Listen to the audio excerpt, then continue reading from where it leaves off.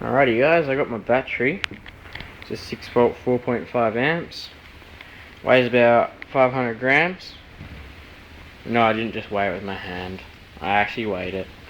So now I'm just soldering this little plug up so I can plug that onto the battery.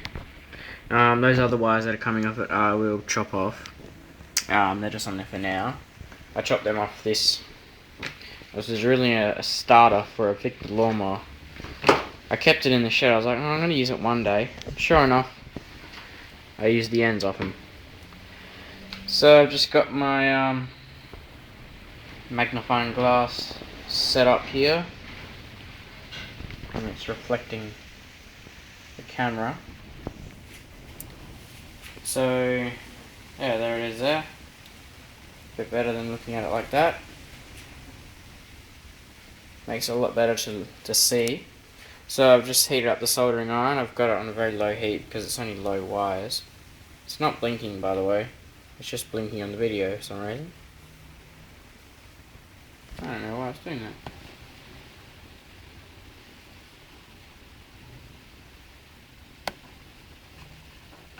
That's really weird.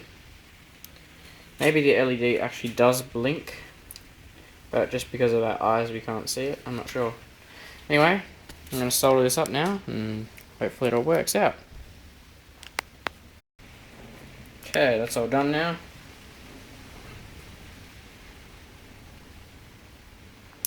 I just need to put some electrical tape on it, plug them into the battery, plug it into the receiver, and then I need to make a mount for the battery. Haven't decided where I'm going to put it yet. I've tested this battery out, by the way, and it goes good. Powers. Well, I don't have the Y connector yet. It's been really slow, but it does power the wheel. It didn't with that little battery box with the 4 AA's in it. Those ones didn't power the wheel at all, and I was getting very worried. I was like, oh shit. But yeah, that one does, and it's only half charged as well, so yeah. So now I'll put this on and electrical tape it up and then make a motor mount. Battery mount, sorry. Okay, so I'm making a little battery box for this thing, so yep, just put it in there, cut it, fold it up.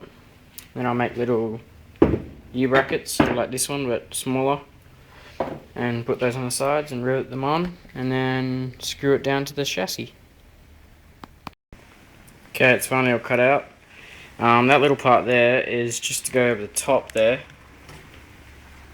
just so the battery is held in, so it doesn't come out if you jump it or something. I'll roll it over.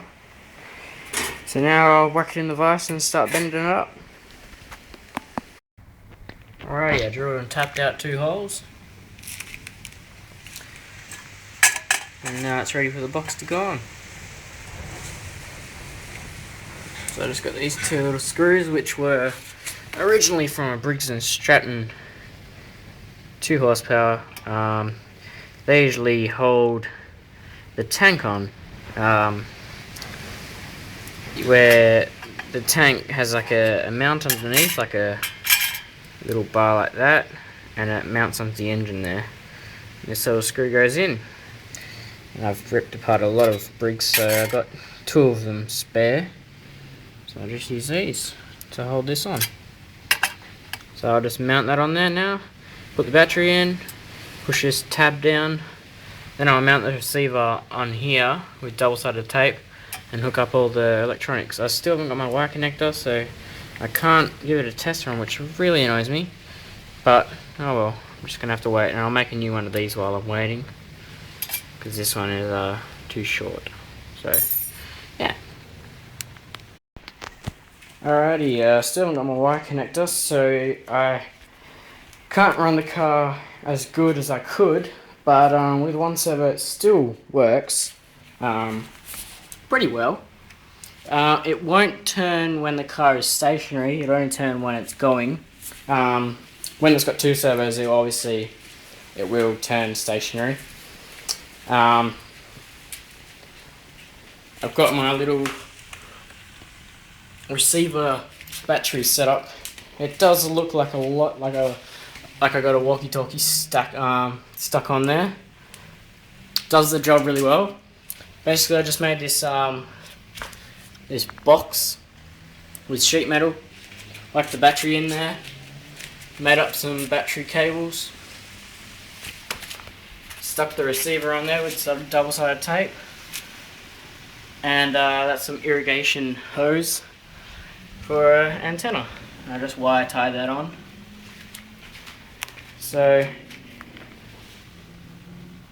yeah, looks pretty good, I reckon.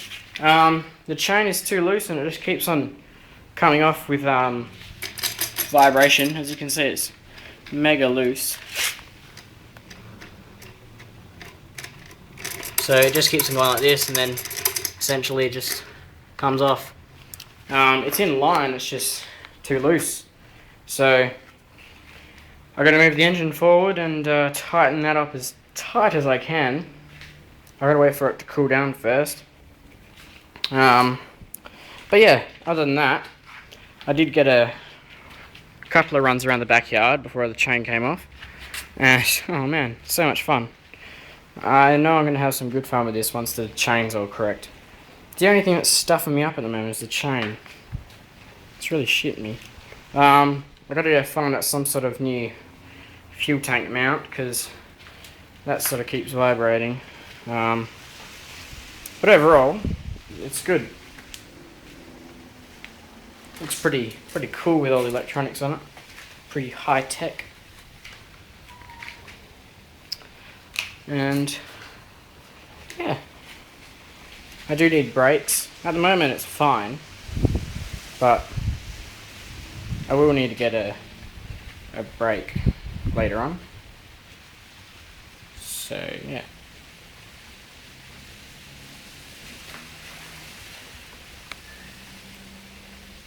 Anyway, that's about it, guys. I'll have a run video up in a second. Well, for you, a couple of days. For me, second. See you later. Alright, I just can't get the chain tight enough, so I'm just going to take a link out. That should make me able to tighten it enough. You can always take out more, but you can't put back on another link, so I'm just going to do it one by one, if it's good by that one, because you'll be amazed how much a link makes. You think, oh yeah, a link's not that much, I can take a link off, the chain's pretty damn loose. You take a link off and damn, it's tight. So yeah, I got a slidable mount, so it won't be too bad, but I want this pretty damn tight. So I've got my grinder, need to put a grinding disc on it. It's got a cut off wheel on there at the moment, that's pretty much had it. That did all my RC car jobs. So basically, to take a link out, put a grinding disc on there, get it in the vise, shave off those pins sticking up, shave it down a little bit, and then what you do is you just get a punch, or you know, it's actually a punch, which is even better. But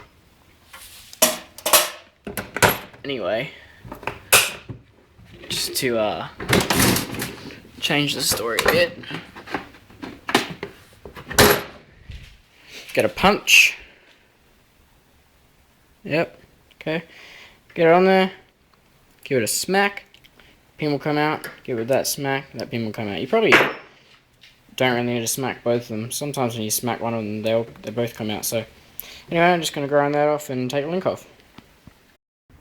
Oh, by the way, guys, if the link sort of just smushes a little bit when you're doing it, if you're just stuck on how to get it back to normal, just clamp it in the vise. It'll just clamp that link, so it won't clamp these little side bits. Then just get, you know, something like this, or a flathead will probably work, flathead screwdriver, and then just smack it out, and then it looks like brand new again. Okay, hope that helped.